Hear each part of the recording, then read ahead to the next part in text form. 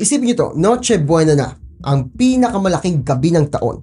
Nakaready na ang lamesa. May hamon, may spaghetti, at merong fruit salad, pati na rin queso de bola. Ngayon, isipin mo, sasabihin sa iyo ng gobyerno, mabibili mo ang lahat ng yan sa halagang 500 pesos. Teka lang hindi yan per person. Para yan sa buong pamilya. Pamilyang may 4 na miyembro. Ngayon, 500 pesos sa ekonomiyang to, parang magic, diba? Pero teka lang ayon kasi sa DTI o Department of Trade and Industry, posible daw to. Simula nung November 2025, inilabas nila ang Noche Buena Price Guide. Tapos itong November 27 lamang, nag-radio itong si Secretary Roque at pinanindigan niya. Ang sabi niya, kasya daw ang 500. Tinanong sa akin, kasya na ba po ang 500 pesos? Then I said, yes, kasya ng 500 pesos. But it depends on the number of the family members. Kasi usually, ang family members na kasya itong 500 is mom, dad, and 2 children. Tapos may sinabi pa siya na talagang nagpainit ng ulo ng bayan. Quote, "Not everybody wants to celebrate ostentatiously." Hindi naman daw lahat gusto ng bongga. Simple lang daw. Pero sandali lang bago tayo mag-react, kailangan natin tignan yung timing. Kasi sa politika, timing ang lahat. Naalala niyo ba yung kung ano nangyari ilang linggo bago ito? October hanggang November? Yung malaking issue sa flood control projects? Yung mga ghost projects na booking? May malalaking protestang naganap noong November 17. Galit ang mga tao sa gulo sa budget. Tapos biglang boom! Usapang 500 pesos na Noche Buena. Bigla na lang, wala nang nag-uusap tungkol sa korupsyon sa flood control. Lahat nag-aaway na tungkol sa spaghetti sauce. At ang tawag ng mga political analysts dito ay dead cat strategy. So ngayon, ano ba tong dead cat strategy nito? Ngayon ganito, isipin mo, nag-aaway tayo sa hapagkainan tungkol sa pera. Tapos bigla ko nagtapon ng patay na pusa sa lamesa. Dediretso ang attention mo, syempre sa pusa. Sisigaw ka ng malinaw na, uy, teka lang, bakit may patay na pusa dyan? Nakalimutan mo na yung away natin sa pera. Ganun yung theory. Yung 500 peso claim sobrang katawa-tawa na hijack niya na yung balita. Pero ito ang totoo. Distraction man to o hindi, may sinabi silang numero. Ang claim nila, mathematically possible daw. So tignan natin. Mag-math tayo. Pero warning lang yung mahanap natin sa loob ng 500 peso basket na yan, hindi lang siya nakakagulat. Kasi, delikado siya. Okay, so mag-shopping tayo. Dala natin yung DTI Guide, 500 pesos, challenge accepted. Unang item sa listahan natin ay yung hamon. Yan yung counterpiece ng Noche Buena. Sabi sa DTI Guide, may ham na 170 pesos. So kapag pumunta ka sa grocery at hinanap mo, wala. Hinanap mo sa kabilang aisle, wala pa rin. Ang nandun lang, yung mga ham na 300 pesos pataas. Ito ang tinatawag ng mga eksperto na ghost inventory. Parang menu yan sa restaurant, nakalagay steak, 100 pesos. Pero kapag in-order mo, sasabihin ng waiter sa'yo, ay sir, sorry, out of stock na kasi. Tapos iaalok sa'yo yung 500 pesos na steak. Nasa listahan lang siya para masabing mura. Pero sa totoong buhay, hindi mo siya mabibili. Sa katunayan, nung sinubukan ng Philstar Life na gawin to sa totoong grocery, alam nyo yung inabot nila? Gamit ang pinakamurang brands na available yan 702 pesos at 70 centavos. Mas mataas yan ng 40% sa budget. Kahit yung sariling bundle B ng DTI, kung isusuma mo yung presyo nila, nasa 526 pesos na. So kahit sa sarili nilang math, bagsak na. Pero sige, pagbigyan natin. Sabihin natin nahanap natin yung mythical na 170 peso na ham. Sabihin natin nahanap natin yung pinakamurang cheese. At dito na magiging nakakatakot yung pag-uusapan natin. Kasi ang pag-uusapan natin ngayon ay ang chemistry na. Yung 500 peso budget na yan, pipilitin kang bumili ng specific na klase ng pagkain. Halimbawa na lamang ay ang cheese. Sa budget na to, hindi ka makakabili ng cheese. Ang mabibili mo ay ang tinatawag nilang pasteurized processed cheese product. Napansin niyo yung salitang product? Importante kasi yan. Kasi kadalasan, hindi yan gatas. mantika yan, starch, at mga chemical. Check natin yung sodium content o yung asin sa standard cheese, nasa 600 mg sodium lamang. Yung budget cheese product, well, umaabot yan ng hanggang 2,166 mg bawat 100 grams. Grabe yun. Isang kainan lang, kota ka na sa asin. Para sa buong araw yun ha. Tapos yung murang ham, puro fillers lang yan. Soy protein, tubig, starch. Nasa 40 to 60% meat lamang yan. At ang natitira, extenders. So technically, oo, pwede siguro magkasya ang 500 pesos pero ang kinakain mo ay sa talagang sodium bomb. Busog ka nga, oo, pero mapapamahal ka naman sa gamot sa kidney pagkatapos ng New Year. So, peke ang math dahil sa ghost inventory at delikadong pagkain dahil sa quality. Pero hindi lang yan ang issue. Mas malalim ang sugat nito sa atin. Hindi lang ito tungkol sa pitaka. Tungkol kasi ito sa dignidad nating mga Pilipino. Bakit ba tayo nagagalit dito? Bakit tayo natitrigger o natrigger yung buong bansa sa simpleng headline tungkol sa hamon na ito? Kasi ganito yan.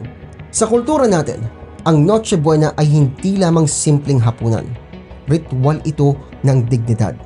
Kahit gipit ka na sa buhay, pagdating ng Pasko, gusto nating maghanda. Tinatawag pa nga natin itong pabonggahan. Hindi dahil sa mayabang tayo kundi dahil ito yung paraan natin para sabihing nakaligtas kami ng isa pang taon. Pamilya pa rin kami. Okay kami. Tapos sasabihin ng gobyerno sa atin na mag-celebrate naman kayo ng simple, wag na ostentatious. Alam niyo kung ano yung dating nun? Para siyang insulto. Kasi kung titignan natin yung numbers, ayon sa Ibon Foundation, ang family living wage sa NCR, yung kailangan para mabuhay ng disente, ay nasa 1,216 pesos kada araw. Kada araw yan. So yung 500 pesos na budget for Noche Buena, wala pa sa kalahati ng kailangan ng pamilya sa isang araw.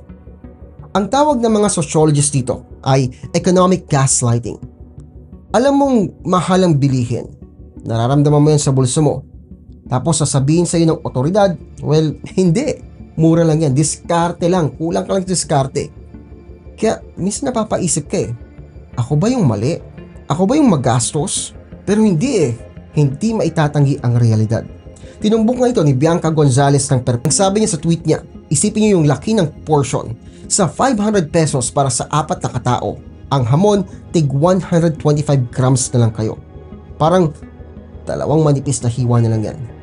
At ang tawag niya doon, quote, kapiranggot, tira-tira. Yung pakiramdam na pinagkakasyang mo yung kapiranggot para sa pamilya mo, habang sinasabi ng gobyerno na sapat na yan.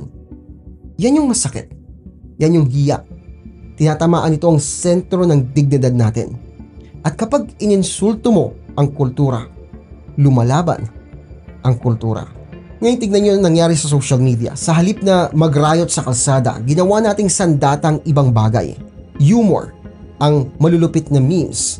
Siguro naman nakita kayo ng mga memes na ang nakita ko dito, hindi ko na siya mahanap pero isang plato na walang laman. Tapos ang caption doon ay DTI approved Noche Buena. May nakita rin ako isa, imaginary ham. Si Edo Manzano pa nga nag-tweet pa, tinawag niyang 500 peso challenge. Parang game show, di ba? Sabi niya, try nyo nga. Siyempre lahat babagsak dito. Pero totoo ang galit.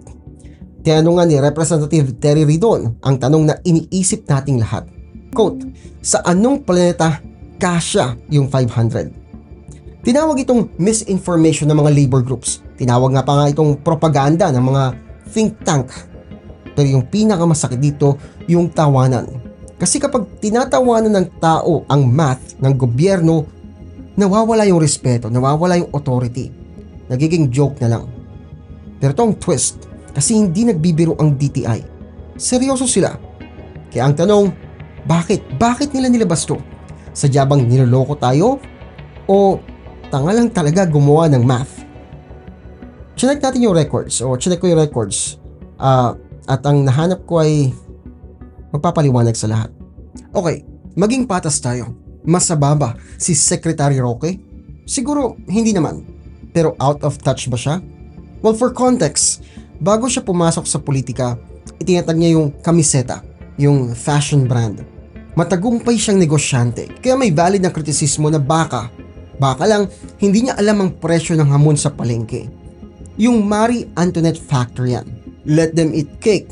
O sa kasong ito, let them eat 125 grams of ham. Pero mas malala yung teorya sa numbers. Naalala niyo yung sinasabi ko kaninang ghost inventory? May isa pang klase kasi ng ghost dito, ang zombie statistics. So, ganito yan. Tingnan ko yung mga records. Yung figure na 500 pesos. Actually, lumabas na yan sa balita noong 2022 pa. Ilang taon ang nakakalipas. Ang hinala ng marami? Well, copy-paste. May kumuha lang ng lumang template sa opisina at hindi na in-adjust sa inflation. At nilabas ito ulit ngayong 2025. Isa na siyang zombie number. Dapat patay na, pero naglalakad pa rin. Delikadong kapabayaan ito kasi nakabase sa mga numbers na ito ang mga policies. Kung tingin ng gobyerno 500 lang ang kailangan mo, edi hindi nila tataasan ng sweldo, hindi nila aayusin ang presyo. Kasi sa Excel file nila, okay naman ang buhay. At ang tawag nila dito ay policy theater. Gagawa ng anunsyo para magmukhang may ginagawa pero disconnected siya sa reality. So, ano na? Distraction lang ba ito mula sa korupsyon? Well, siguro. Simpleng katangahan lang ba? Posible. Pero estratehiya man yan o pagkakamali, pareho lang ang resulta. Bahala na tayo sa sarili natin. So, papaano na ang Pasko? Kung nasa Manila ka, mahirap. Pero kung nasa Cebu ka, good luck. Kasi gumawa ng market check ang local media sa Cebu. At alam nyo kung magkanong inabot ng parehong basket doon? Well, 1,673 pesos. Triple ng sinabi ng DTI. Triple yan ha. So kung taga-probinsya ka, abay lalo kang lugi. At ito ang masakit na katotohanan. Next year, hindi yan magmumura. Sabi nga sa forecast, ang inflation ay nasa 3.2% sa 2026. Yung 500 pesos mo, lalo pang liliit ang halaga niyan. Patay na ang budget na yan habang buhay. Pero may napansin ako, may nagbago ngayong taon. Dati kasi kapag may ganito, ang sagot ng tao ay diskarte. Magdidiskarte na lang. Ngayon, pagod na ang tao sa kakadiskarte. Ang tawag na natin dito ay resilience fatigue. Ayaw na nating purihin tayo dahil resilient tayo. Gusto naman natin ng ginhawa. Kaya ang nakikita natin ngayon ay pagbabago. Mula diskarte, papuntang bayanihan, community parties, private charities, magkakapit-bahay na nagtutulungan. Nagmath ang gobyerno para sa 500 peso meal. Bumagsak sila sa test. Pero ang pamilyang Pilipino, tayo ang magmamath para mabuhay. At kahit papano, nakakahanap pa rin tayo ng paraan para maglagay ng hamon sa ating mga lamesa. Kahit hindi 500 pesos, kahit mahal. Dahil sa huli, hindi naman gobyerno ang nagpapasaya ng Pasko natin, kundi tayo. Hindi naman para sa atin ang math na yan eh. Para sa kanila yan. Pero ang selebrasyon, well, yun ay para sa ating lahat.